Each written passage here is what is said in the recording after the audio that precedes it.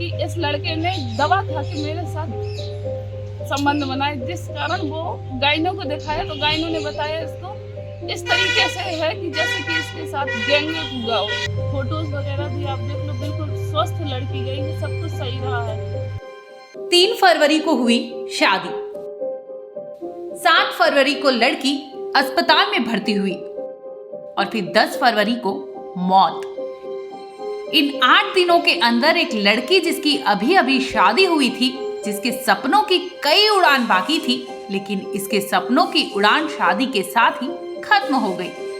सुहाग रात के दिन पति ने पत्नी के साथ ऐसी दरिंदगी की कि दुल्हन को अस्पताल में भर्ती करना पड़ गया।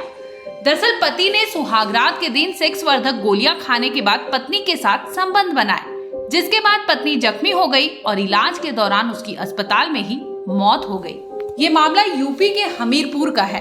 3 फरवरी के दिन उरई में एक लड़की जीवन के नए सफर के लिए एक लड़के के साथ शादी के बंधन में बंध गई, लेकिन उसको कहाँ पता था कि ये सफर मात्र कुछ ही दिन में खत्म हो जाएगा।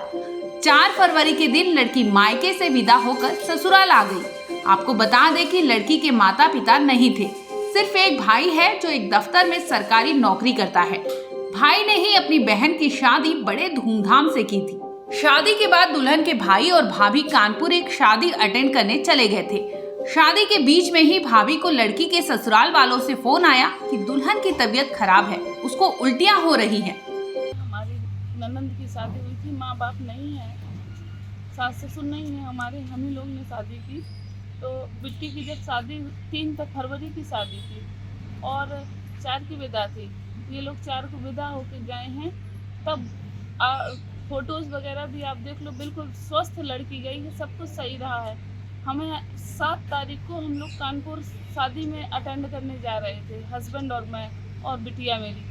तो इन लोग का फ़ोन आया कि 11 बजे 10 साढ़े 10 बजे के लगभग फ़ोन आया कि कह रहे हैं कि आपने ये बताइए कौन सी बीमारी छुपा के शादी कर दी है। हमने कहा आपने शुरुआत से देखा सुना उसको कभी बुखार तक नहीं आया है और आप कह रहे हैं बीमारी, बोली नहीं वो देखो वो पलटी कर रही है। हमने कहा हो सकता है, हमने ऐसा नहीं सोचा कि कुछ बड़ी बात है, हमने सोचा शायद सर्दी अर्दी लग गई हो। तो इन्होंने स्वयं नहीं दिखाया वहाँ पे कि स्वयं गए हो, स्वयं इनको एडमिट कराना चाहिए, हमको फ़ोन करके भेज रहे हैं। तो हम शादी अटेंड ना करके सीधे उरई चले गए, कानपुर से उरई पहुँचे। उरई पहुँच के तुरंत लड़की को ला के हमने विमल नर्सिंग होम सर्वोदय नगर में एडमिट कराया। वहाँ पर भी इन्होंने जो मेन समस्या थी इनकी वो नहीं बताई, ये सिर्फ बताया कि पलटी हो रही है, लेटेंट डिहाइड्रेशन का उसका इलाज चलता रहा। डिहाइड्रेशन के इलाज के बाद उसको समस्या दूसरी थी। इन्होंने जो दामाद था वो भी था साथ में, लड़की का हस्बैंड वो भी था, तो उसने भी नहीं बताया। लड़की ने शर्मवश नहीं बताया कि समस्या क्या है। और जब थोड़ा सा पलटी उसमें आराम लग गया, ये हुआ कि घर में बच्चे अकेले, यहाँ पे मेरे घर पे कोई नहीं था, तब हम लोग आए तो वहाँ आराम लग गया था, आ गए। ये हुआ कि जो दवा है यहाँ देते जाएंगे, उन्हीं के प्रिस्क्रिप्शन के थ्रू उन्होंने दवा पूरी दी कि आप तीन खुराक दवा थी, आप आराम लग जाएगा।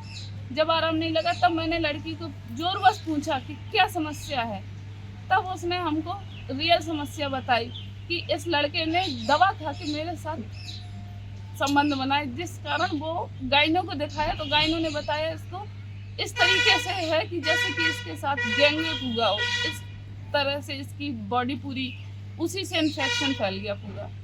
क्या आपने थाने में वहाँ तहरीर दी या कुछ किया? कहाँ पे पुलिस में कोई कार्रवाई की अभी आपने? हमने अभी कुछ नहीं, अभी कोई कार्रवाई नहीं की है, लेकिन जब ये लोग इस तरीके से बोल रहे थे तो हम लोगों ने कानपुर में पीएम करवाया है। दुल्हन की हत्या के बाद उसकी लाश को पोस्टमार्टम कराया गया।